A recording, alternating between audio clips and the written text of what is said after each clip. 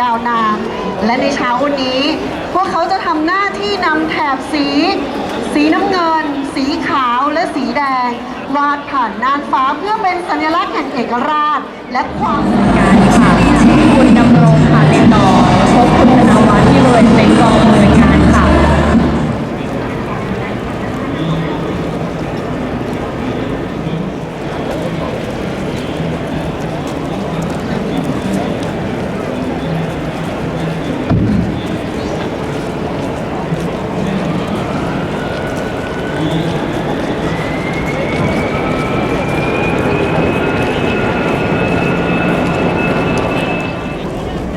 สวัสดีค่ะ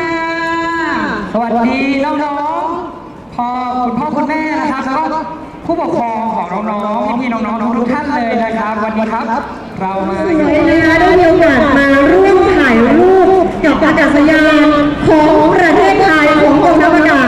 และแน่นอนค่ะได้ยินเสียงเราสองคนในวันนี้เป็นวันที่2แล้วนะคะขออนุญาตแนะนำตัวนะคะพี่ชื่อพี่ดาว อะไรบ้างนะครับก็มาดูแผนที่ได้จะได้ไปที่ถูกครับเนื่องจากแต่ละอาคารเนี่ยมันมีระยะทางห่างกันนะครับก็ลองดูแผนที่ก่อนจะได้เดินไปให้ถูกนะครับ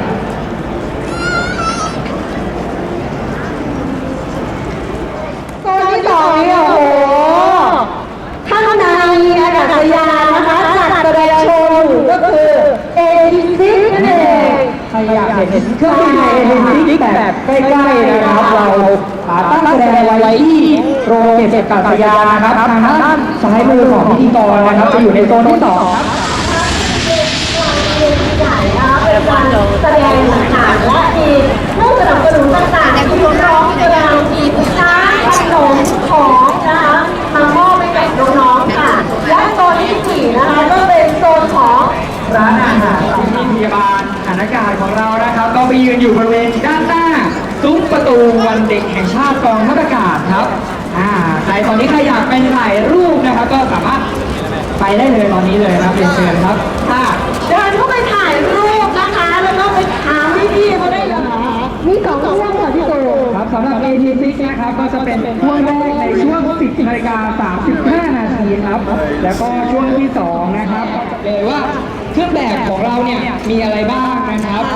เห็นแอบแต่งตัวอยู่ในห้องรับรองนะครับ โอ้โหวันนี้ทุกคนนะคะสวมเครื่องแบบมาเพื่อให้น้องๆได้ถ่ายรูป ทำการแสดงตั้งแต่เวลา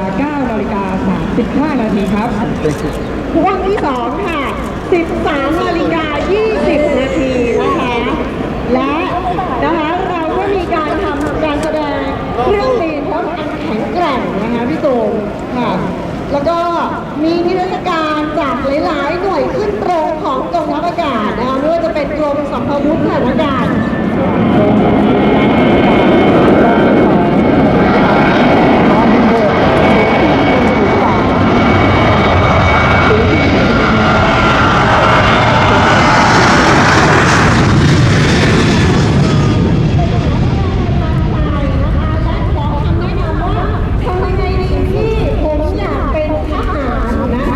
T28 นะครับสำหรับเครื่องบิน T20 โจมตีแบบที่ 13 ที่กองกลางครับ โดยเป็นหัวใจหลักในสมัยสงครามปราบปรามผู้ก่อการร้ายคอมมิวนิสต์เลยนะครับ โดยเฉพาะที่สมรภูมิเขาค้อนะครับ โดยการบินสนับสนุนอย่างใกล้ชิดในพื้นที่ป่าที่เข้าถึงยากเครื่องบินลำนี้แหละ ก็ไปช่วยพี่ๆทหารไทยครับ T28 นักรบภูเขาถัดมานะคะลำที่3โอ้โหมีปีกเครื่องแตกๆนะคะปีกคือชี้ขึ้นไปนะคะด้านบน ปีกได้ นี่เรียกว่าผู้พิทักษ์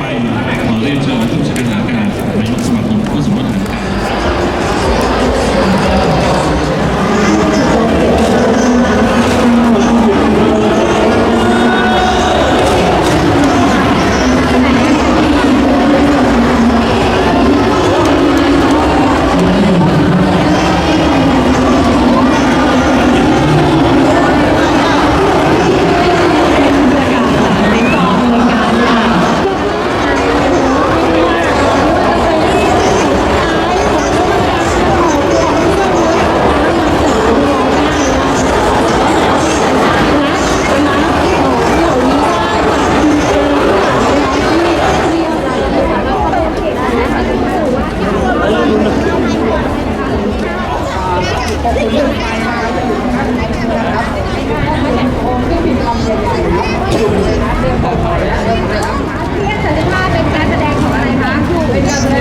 เครื่องบิน F16 นะอยู่ที่จังหวัดสุราษฎร์ธานีนั่นเองครับ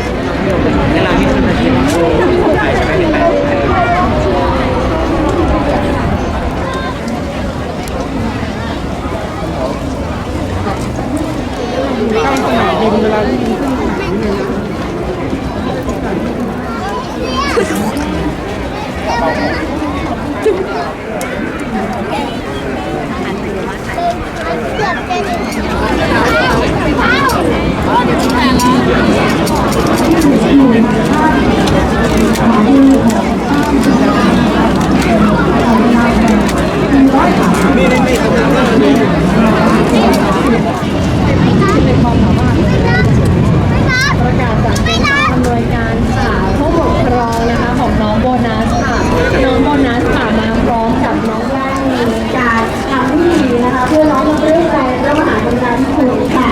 พี่ภูมิขา